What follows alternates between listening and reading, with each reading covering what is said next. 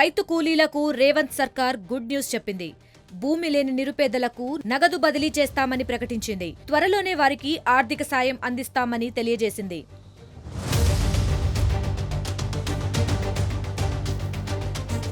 రైతు కూలీ కుటుంబాలకు నగదు బదిలీ చేయాలని సర్కార్ నిర్ణయించింది. ఏడాదికి 2 విడతలుగా 12,000 ఇవ్వాలని భావిస్తోంది. తొలి విడతగా 6,000 ఈ నెల 28న విడుదల చేస్తామని ప్రకటించింది. తెలంగాణలో 53 లక్షల మంది కూలీలు ఉండగా 32 లక్షల మంది కూలీలు రోజువారీ పనులు చేపడుతున్నారు.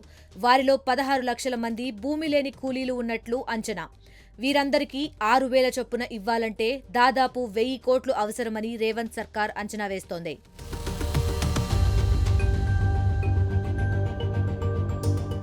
భూమి లేని నిరుపేదలకు నగదు బదిలీ చేయడానికి సీఎం రేవంత్ కసరత్తు చేస్తున్నారు.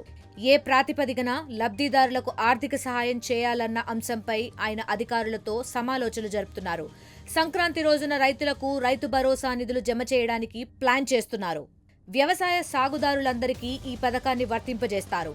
రైతు భరోసాకు ముందుగానే భూమి లేని నిరుపేదలకు ఆర్థిక సాయం అందించాలని రేవంత్ సర్కార్ భావిస్తోంది. అఖిల భారత కాంగ్రెస్ కమిటీ ఏర్పాటు రోజైన డిసెంబర్ 28న నిధులు విడుదలకు రంగం సిద్ధం చేస్తోంది.